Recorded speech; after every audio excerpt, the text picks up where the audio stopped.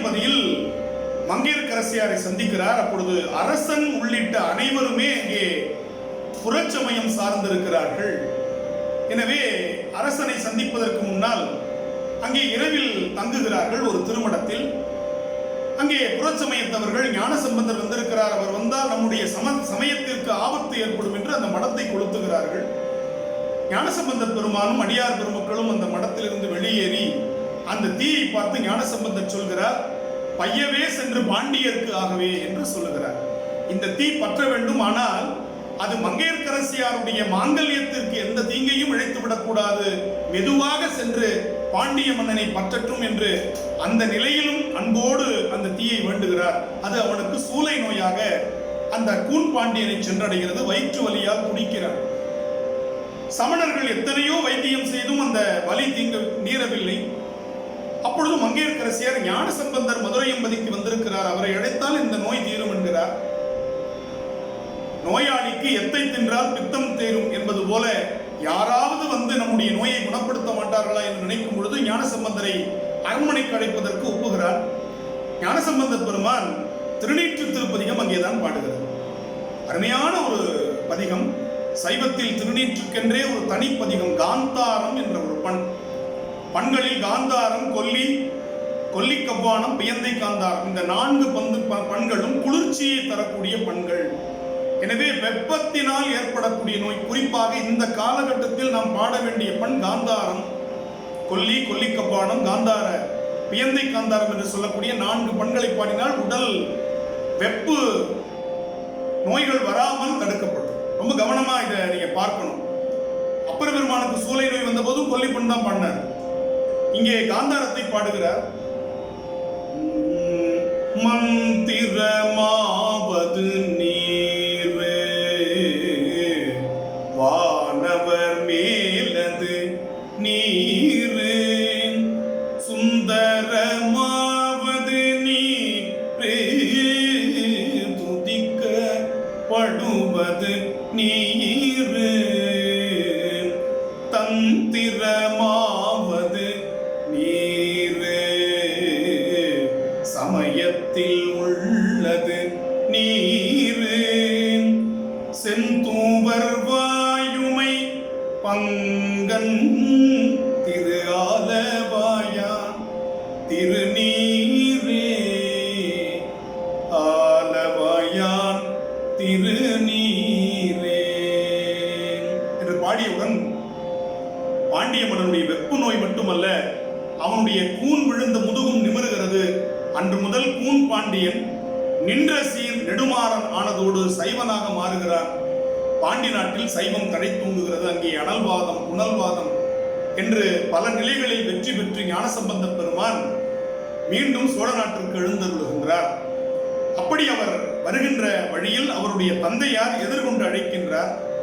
அப்பொழுது இருவரும் இடையில் சந்தித்துக் கொள்ளுகிறார்கள். நாமாக இருந்தால் அப்பா அம்மா எப்படி இருக்கிறாங்க, பெரியப்பா எப்படி இருக்கிறார், பெரியம்மா எப்படி இருக்கிறாங்க, சித்தி சித்தப்பாலாம் எப்படி இருக்கிறாங்க என்றெல்லாம் வினவுவோம். ஆனால் ஞான குழந்தை என்ன கேட்கிறது?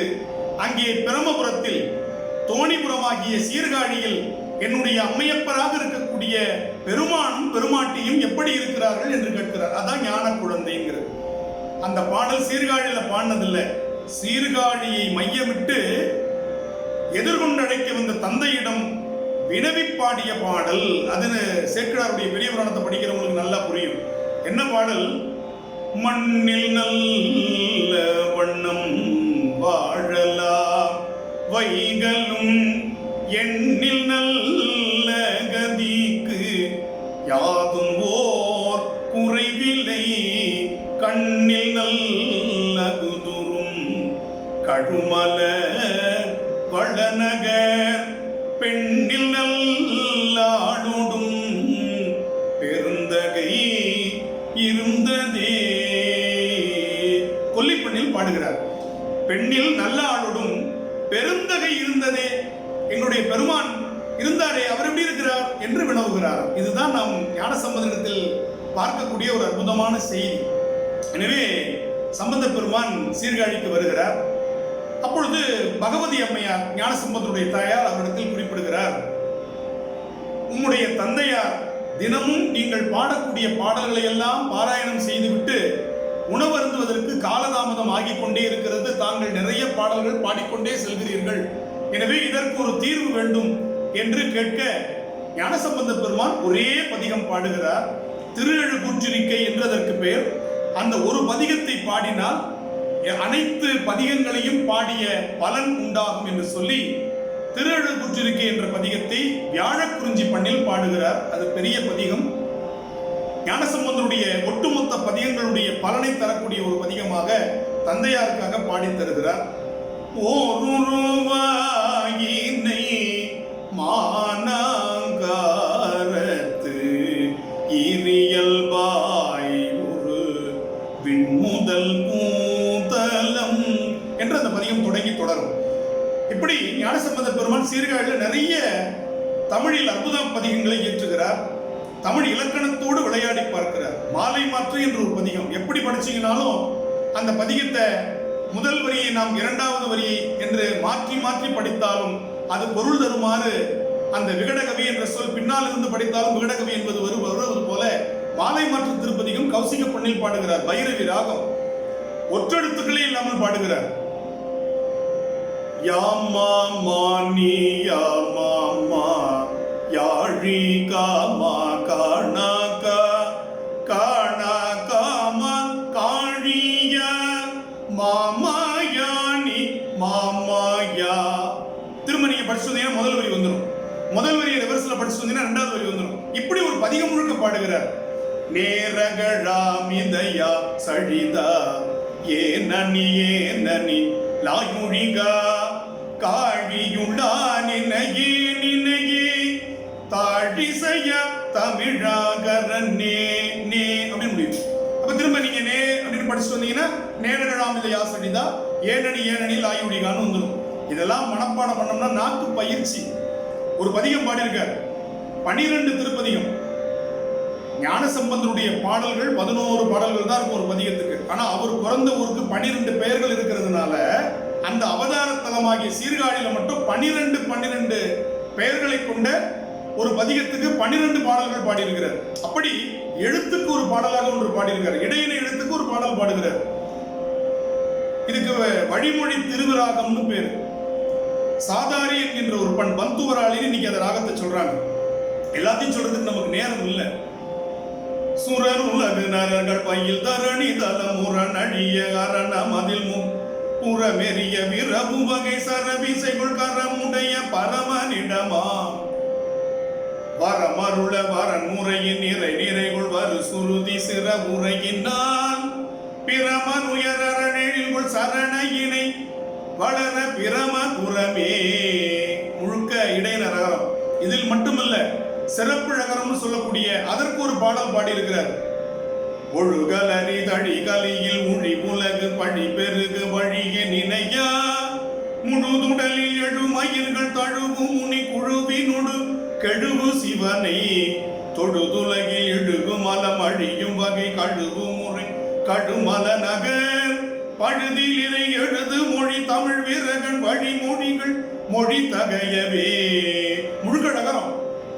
இப்படி ஞானசம்பந்தர் பாடுகிறார். இதெல்லாம் நம்ம நாக்கு பயிற்சிக்கு குழந்தைகளுக்கு சொல்லி தரணும். தேவாரம் என்றால் ஏதோ பண்டாரங்கள் பாட்டு, ஓதுவார்கள் மட்டும் பாடக்கூடிய பாட்டு, கோவில்கள்ல பாடக்கூடிய பாட்டு, 60 வயதுக்கு மேற்பட்டவர்கள் பாடக்கூடிய பாட்டுன்ற எண்ணத்தை முதல்ல மாற்றணும். நால்வருடைய வயது நமக்கு எதை காட்டுகிறது? பக்திக்கும் ஞானத்திற்கும் வயது இல்லை.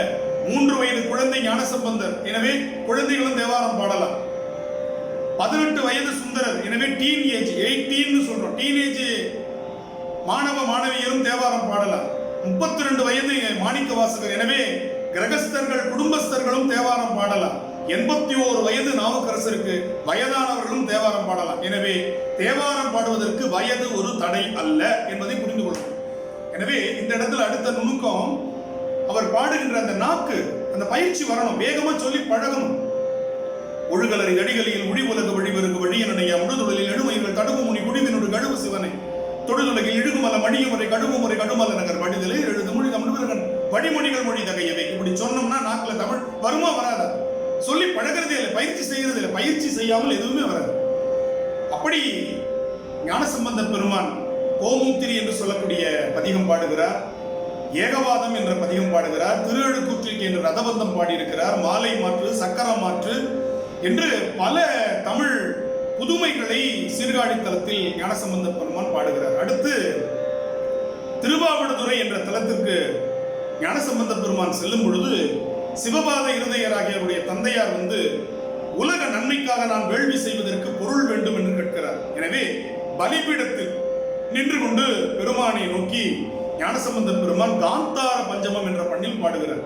இதனுடைய ராகம் கேதார கவுளை. தொலைவில் இருக்கக்கூடிய பெருமானை விழித்து பாடுகிற இடத்துல எல்லாம் காந்தார பஞ்சமத்துல பாடியிருக்கிறாங்க. திரு கொல்லம்பூதூர் என்ற தலத்திற்கு ஞானசம்பந்த பெருமான் சென்ற பொழுது ஓடம் இல்லாத ஒரு காலகட்டத்தில் வெள்ளம் கரை புரண்டு ஓடுகிறது. இக்கரையிலிருந்து அக்கறை செல்ல வேண்டும். அந்த பெருமானை அவர் பாடும் பொழுது காந்தார பஞ்சமத்தில் தான் பாடுகிறார். கொட்டமே கமழும் கொல்லம்பூதூர், கொட்டமே கமழும் கொல்லம்பூதூர், நட்டம் ஆடிய நம்பனை உள்க என்று பாடுகிறார். அதே போல பலிபீடத்திலிருந்து மாசிலாமணி ஈசர் இருக்கக்கூடிய திருவாவடுதுறை தலத்தில் காந்தார பஞ்சமத்தில் பாடுகிறார். இடரினும் தளரினும் எனதுரு நோய், தொடரினும் ஊன கழல் தொழுதழுவேன், கடந்தனில்லா மூதோடு கலந்த நஞ்சை, மிடரினில் அடக்கிய வேதியனே நஞ்சை, மிடரினில் அடக்கிய வேதியனே, இதுவோ எமையாடுமாறு ஈவதுன்றமக்கில்லையேல், அதுவோ உணரின்னருள் ஆவடு துறை அரணே என்று பாடுகிறார். அருமையான ஒரு பாடல். இந்த பாடல்லாம் பாடணும்னா மூச்சு திணறலே நமக்கு வராது. உடம்புல இருக்கிற கொழுப்பு கரைக்கக்கூடிய சக்தி காந்தார பஞ்சமத்துக்கு உண்டு. வெப்பொடு விரவிவோர் வினைவரீனும் அப்பா அடியலால் அறற்றாதையில் ஒப்புடை ஒருவனை உருவழிய அப்படி அடல் எழ விழித்தவனே, இதுவோ எம்மை ஆளுமாறு இவதொன்று எமக்கில்லையே, அதுவோ உனது இன்னருள் ஆவடு துறை அரணே. அப்படி பாடினோம்னா கொழுப்புகள் எல்லாம் கரைஞ்சிடும். உடம்புல இருக்கிற கொழுப்பு கரையிடோ இருக்கு இல்லையோ, வாயில இருக்கிற கொழுப்பு அருமையா கரைஞ்சிடும். தேவாரம் பாடணும்னா வாய் கொழுப்பு கரையும், தொடர்ந்து பாடணும்னா உடம்புல இருக்கிற கொழுப்பும் கரையும். ரெண்டு மருத்துவம் நான் உங்களுக்கு நீங்க சொல்லித்தரேன். தேவாரம் பாடும் பொழுது உடல் நலம், உள்ள நலம், உயிர் நலம், மூன்று நலங்கள் நமக்கு ஒரே பயிற்சியில கிடைச்சிருது. அது மட்டும் இல்ல, பிராணாயாமம்னு இன்னைக்கு சொல்றாங்க, மூச்சு பயிற்சி. தேவாரம் பாடினீங்கன்னா தனியா மூச்சு பயிற்சி செய்ய வேண்டியது இல்லை. அற்புதமான ஒரு பயிற்சி தேவாரம் பாடும் பொழுது நமக்கு கிடைச்சிடும். அடுத்து ஞானசம்பந்த பெருமான் பல தலங்களுக்கு யாத்திரை செல்கிறார். கொங்கு நாட்டு தலமாக இருக்கக்கூடிய கொடிமாட செங்குன்றூர் என்ற தலத்திற்கு வருகிறார். அங்கே அடியார்களுக்கு குளிர் ஜுரம் வந்து விடுகிறது, நடுங்குகிறது, என்ன செய்வது என்று தெரியவில்லை. எனவே அங்கே எப்படி மதுரையில் வெப்பத்தை தணிப்பதற்கு குளிர்ச்சி பொருந்திய பண்ணை பாடினாரோ, அதுபோல கொடிமாட செங்குன்றூரில் குளிரினால் வரக்கூடிய குளிர் ஜுரத்திற்கு வெப்பத்தை தரக்கூடிய பண்ணை பாடுகிறார். அந்த பண்ணுக்கு வியாழக்குறிஞ்சின்னு பேர். வியாழக்குறிஞ்சி பண் பாடினா உடம்பு உஷ்ணமாகும். உஷ்ணமாச்சுன்னா உடம்பு வேர்த்துட்டா ஜுரம் விட்டு போயிடும். இது மருத்துவ அறிவியல். அருளியல் வரலாறு என்பது ஞானசம்பந்தருடைய பதிகம் பாடி ஜுரம் நீங்கியது என்பது மருத்துவ அறிவியல் என்ற இசை மருத்துவம் என்று நாம் பார்க்கும் பொழுது வியாழக்குறிஞ்சி பண்பாடும் பொழுது உடலில் வெப்பம் வெளிப்படுகிறது என்பதை கண்கூடாக நாம் அனுபவபூர்வமாக உணரலாம். அங்கே அவர் பாடிய அற்புதமான பதிகம் திருநீலகண்ட திருப்பதிகம். வியாழக்குறிஞ்சி பண்ணில் பாடுகிறார்.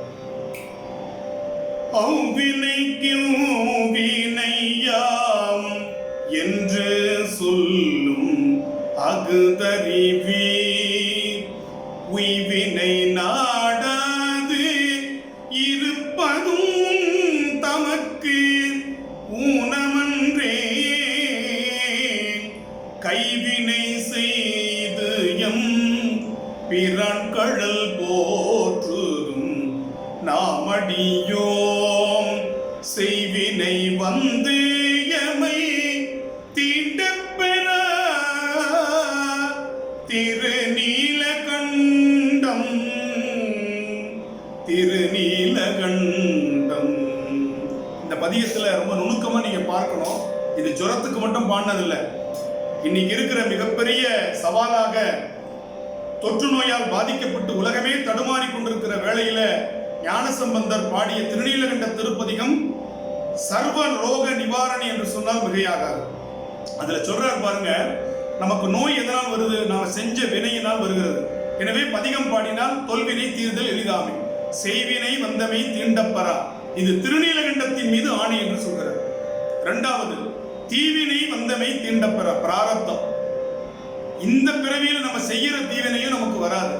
அடுத்து சொல்றார், சிலைத்தமை தீவினை தீண்டப்பெறா. நகர மாட்டேன்னு சில மாதிரி பிடிச்சிருக்கிற கல்லு மாதிரி இருக்கிற தீவினை கரைச்சிருவான் பெருமான். சிலைத்தமை தீவினை தீண்டப்பெறா. திண்ணிய தீவினை தீண்டப்பெறா, அழுத்தமா இருக்கிற தீவினை வராது. செற்றமை, நம்மை வெற்றி கொள்ளக்கூடிய திருவினை, அந்த தீவினை நமக்கு வராது. சிறப்பிலி தீவினை, சிறப்பில்லாத வினை, அது என்ன வினை? தீவினை. அந்த வினை நமக்கு வராது. அடுத்து சொல்றார், திருவிழி தீவினை. எந்த விதமான அருள் இல்லாத வினைக்கு திருவிழி தீவினை. திரு இல்லாத வினை திருவிழின்னு சொல்றார். திருவிழி தீவினை தீண்டப்பெறா திருநீலகண்டம். அடுத்து ரொம்ப முக்கியம், இதுதான் தொற்று நோய். சீற்றமதாம் வினை தீண்டப்பெறா. சீற்றமாக வந்து பலரையும் பலி வாங்கக்கூடிய தொற்று நோய்களை குறிப்பால் உணர்த்துகிறார். சீற்றமதாம் வினை. அடுத்து நிறைவா சொல்றார், தீக்குழி தீவினை தீண்டப்பெறா திருநீலகண்டம். இதற்கு நிறைய பொருள் சொல்லுவாங்க. நான் இப்படி பொருள் கொள்கிறேன். இது என்னுடைய பணிவான எண்ணம். இதை நீங்கள் புரிந்து கொள்ளுங்கள். ஏற்பவர்கள் ஏற்கலாம். தீக்குழி தீவினை தீண்டப்பெறா. இதுல என்ன சொல்றாருன்னா, ஒரு மனிதனை அவனுடைய ஆயுட்காலம் முழுவதும் நன்றாக வாழச் செய்து முடிவில் பெருமானுடைய திருவடி அடைவது என்பதுதான் அவனுடைய வாழ்க்கைக்கு நிலையான ஒரு பேரை காட்டுவதாக அமையும். ஆனால் நோயினால் ஒருவன் இறந்து போனான் என்று சொன்னால் அது அவனுடைய நல்வாழ்விற்கு இலக்கணமாகாது. எனவே இறந்தவனை நம்ம என்ன பண்றோம்? நோயினால் இறந்தவனை இப்படி அகாலத்தில் மரணிப்பவர்கள் என்ன பண்றோம்? ஒன்று தீயில் வைத்து நாம் எரியூட்டுகிறோம், அல்லது குழியில் வைத்து இட்டு நாம் சமாதி செய்கிறோம். இந்த ரெண்டுத்தையும் ஒரே வார்த்தையில் வைக்கிறார், தீ குழி தீவினை. எனவே தீவினையால் தீக்கு இரையாக எரியூட்டப்படுவதும், தீவினையால் வருகிற நோயால் குழியில் இட்டு சமாதி வைக்கப்படுவதும் உங்களுக்கு வராது. உங்களுடைய ஆயுட்கால நிறைவு என்பது பெருமானுடைய திருவடி பேராக அமையும். எனவே இயற்கையாக அது அமையும் என்ற ஒரு குறிப்பை இதில் வைக்கின்றார். தீக்குழி தீவினை தீண்டப்பெறா திருநீலகண்டம். எவ்வளவு அழகு! செய்வினை வந்தமை தீண்டப்பெறா, தீவினை வந்தமை தீண்டப்பெறா, சிலைத்துமை தீவினை தீண்டப்பெறா திருநீலகண்டம், செற்றமை தீவினை தீண்டப்பெறா திருநீலகண்டம். அடுத்து பாருங்க, சிறப்பிலி தீவினை தீண்டப்பெறா திருநீலகண்டம், திண்ணிய தீவினை தீண்டப்பெறா திருநீலகண்டம், திருவிழி தீவினை தீண்டப்பெறா திருநீலகண்டம், சீற்றமதாம் வினை தீண்டப்பெறா திருநீலகண்டம், தீக்குழி தீவினை தீண்டப்பெறா திருநீலகண்டம். எனவே இந்த திருநீலகண்ட பதிகம் என்பது அனைத்து நோய்களுக்கும் பெருமான். இதைத்தான் வைத்தீஸ்வரன் கோவில்ல சொல்றார், தேவாரத்துல திருக்கடைக்காப்புல சொல்றார். இன்று மருத்துவர்கள் இருக்கிறாங்க, ஒரு நோய்க்கு பல மாத்திரை கொடுக்கிறான், ஒரு நோய்க்கு பல மருத்துவர்கள் முயற்சி செய்து நோயை போக்குறதுக்கு முயற்சி பண்றாங்க. ஆனா பெருமான் பல நோய்க்கு ஒரே மருத்துவனாக இருக்கிறார். ரொம்ப அழகா சொல்றார், செடியாய உடல் தீர்ப்பான் தீவினைக்கு ஓர் மருந்தாவான். வைத்தீஸ்வரன் கோவில் புள்ளிருக்கு வேறொரு தேவாரம், சீகாமரப்பன், செடியாய உடல் தீர்ப்பான் தீவினைக்கு ஓர் மருந்தாவான்னு சொல்றார். எனவே அப்படிப்பட்ட பெருமான் அடுத்து திரு மயிலாப்பூர் என்ற தலத்திற்கு செல்கிறார். அங்கே சிவனேசன் செட்டியார் ஒரு எலும்பு சாம்பலுடைய குடத்தை கொண்டு தருகிறார். வரலாறு சொல்வதற்கு நேரம் இல்லை. அந்த எலும்பு சாம்பலை பார்த்து என்ன என்று கேட்கிறார், உங்களுக்காக வளர்த்த மகள், ஆனால் அவள் அரவம் தீண்டி இறந்து விட்டால் அவளுடைய சாம்பலை வைத்திருக்கிறோம், இது உங்கள் சொத்து என்று கொடுக்கிறார். அவள் அரவம் தீண்டு மாண்டது 8 வயதில். இப்பொழுது அவளுக்கு 14 வயது. 7 ஆண்டுகள் கழித்து ஞானசம்பந்த பெருமான் அங்கே வருகிறார். அப்படி வரும் பொழுது 14-15 வயது அந்த பெண்ணுக்கு இருக்கும். அப்பொழுது மயிலாப்பூர் என்ற தலத்து கபாலீஸ்வர பெருமானுடைய திருக்கோவில் முன்னாக அந்த எலும்பு சாம்பலை வைத்து சீகாமர பண்ணில் மட்டிட்ட புன்னையம் காணல் மடமயிலை, மட்டிட்ட புன்னையம் காணல் மடமயிலை கட்டிட்டம் கொண்டான் கபாலீச்சரம் அமர்ந்தான் ஒட்டிட்ட பண்பின் உருத்திர பல்கணத்தார்க்கு அட்டிட்டல் காணாதே போதியோ பூம்பாவாய் என்று சைவ விழாக்களை தொகுத்து கார்த்திகை விளக்கீடு காணாதே போதியோ பூம்பாவாய், தைப்பூசம் காணாதே போதியோ பூம்பாவாய் என்று வரிசையாக பங்குனி உத்திரனால் காணாதே போதியோ பூம்பாவாய், ஒலிவிழா காணாதே போதியோ பூம்பாவாய் என்று சொல்லிக் கொண்டு வந்து பெருஞ்சாந்தி காணாதே போதியோ பூம்பாவாய் என்று பாடும் பொழுது குடம் பிடித்து 15 வயது நிரம்பிய மங்கையாக பருவ பெண்ணாக பூம்பாவை உயிர் தெழுந்தாள். உடனே சிவனேசன் செட்டியார் சொல்கிறார், இவள் உங்களுக்காக வளர்த்த பெண், நீங்கள் திருமணம் செய்து கொள்ள வேண்டும் என்று. உடனே ஞானசம்பந்த பெருமான் சொல்கிறார், நீங்கள் வளர்த்த பெண், பெற்றெடுத்த பெண் மாண்டு விட்டாள், இது நான் பெற்ற பெண், எனவே இவளுக்கு நான் தந்தை முறை வருகிறேன், எனவே இவள் எனக்கு மகளாவாள் என்று ஆசீர்வதிக்கிறார். இந்த நுணுக்கத்தை நீங்கள் புரிந்து கொள்ளுங்கள். ஞானசம்பந்தருக்கு 16 வயது, டீன் ஏஜ். இந்த வயதில் ஞானசம்பந்தனுடைய எண்ணம் எப்படி இருக்கிறது, தன் வயது ஒத்த ஒரு பெண்ணை பார்க்கிற பார்வை எப்படி இருக்கிறது என்று குழந்தைகளுக்கு சொல்லிக் கொடுக்கணும். எங்கு பார்த்தாலும் பாலியல் வன்முறைகள் நடந்து கொண்டிருக்கிற நேரத்தில் பெண்களின் மீதான பார்வைகள் வேறு விதமாக இருக்கிற காலத்தில் இந்த வரலாறுகளை குழந்தைகளுக்கு சொல்லிக் கொடுங்கள். 16 வயது குழந்தை பருவ ஞானசம்பந்தர் 15 வயது பருவம் நிறைந்த ஒரு பெண்ணை பார்த்து மகளாக பார்க்கிற பார்வை. இதற்கு ஒரு புராண கதையை சொன்னால் உங்களுக்கு புரியும்.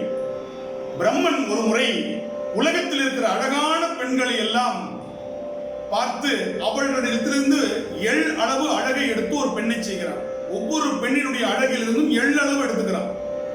அப்படி எள்ளளவு எடுத்த அந்த பெண்ணை வடிவமைக்கும் பொழுது அவளுக்கு திலோத்தமை என்று பெயரிடுகிறான். திலம்னா எள்ளு, திலம் ஒத்தவள்.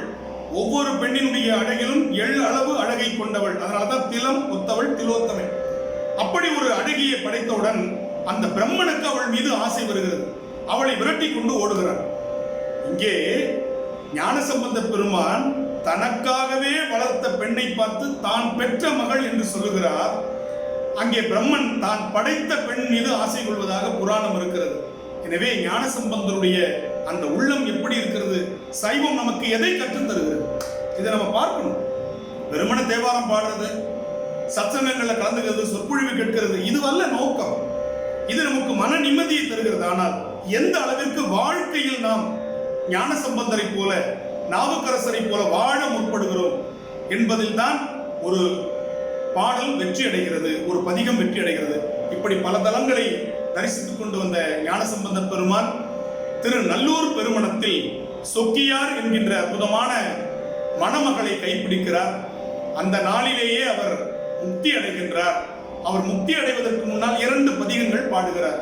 ஞானசம்பந்தர் தான் மட்டும் முக்தி அடையவில்லை, தன்னோடு சொக்கியாரையும் அழைத்துச் செல்கிறார். அது மட்டுமல்ல, தன்னுடைய திருமணத்திற்கு வந்த அத்துணை பேர்களையும் அவர் முக்திக்கு அழைத்துச் செல்கிறார் என்பது அந்த வரலாறு நமக்கு காட்டுகிறது.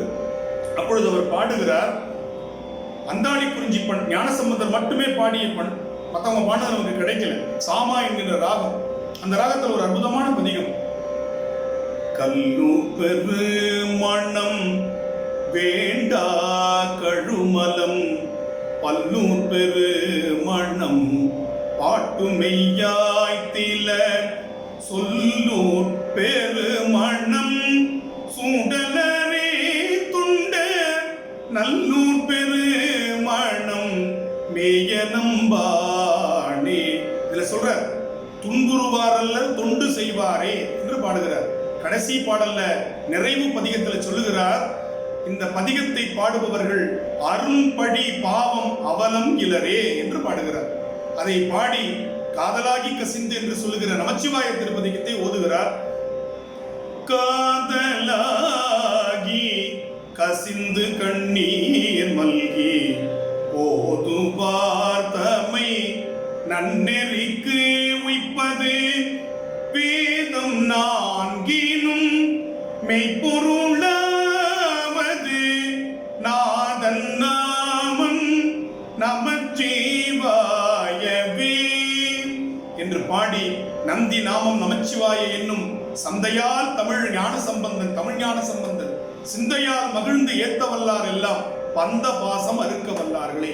எனவே இந்த பசுஞானம் பாசஞானத்தை விட்டு பதிஞானத்தை அடைந்து திருவடிப்பேர் அடைவார்கள் என்பதை நிறைவாக இந்த மண்ணுலகில் நமக்கு சொல்லி சத்புத்திர மார்க்கம் என்கின்ற மகன்மை நெறியில் நின்று 3000த்திற்கும் மேற்பட்ட பதிகங்கள் 386 பதிகங்கள் நமக்கு கிடைச்சது அவ்வளவுதான். 3 திருமுறைகளை ஞானசம்பந்த பெருமான் பாடியிருக்கிறார். 22 பண்கள் அவர் பாடி நமக்கு கிடைத்திருக்கின்றன என்ற செய்தியோடு இதுகாரும் ஞானசம்பந்த பெருமானுடைய வரலாற்றை எளியேன் சொல்வது என்பது மிகப்பெரிய ஒரு ஆசைதான். முயற்சி செய்து பார்த்திருக்கிறேன். விளம்பியது கடுகளவு, விட்டது கடலளவு. விடைபெறுகிறேன். வணக்கம், நன்றி. திருச்சிற்றம்பலம். தென்னாடுடைய சிவனே போற்றி, எந்நாட்டவர்க்கும் இறைவா போற்றி, காவாய் கனகத்திரளே போற்றி, கைலை மலையானே போற்றி போற்றி, எம்பிரான் திருஞான சம்பந்த பெருமான் திருவடிகள் போற்றி போற்றி. திருச்சிற்றம்பலம்.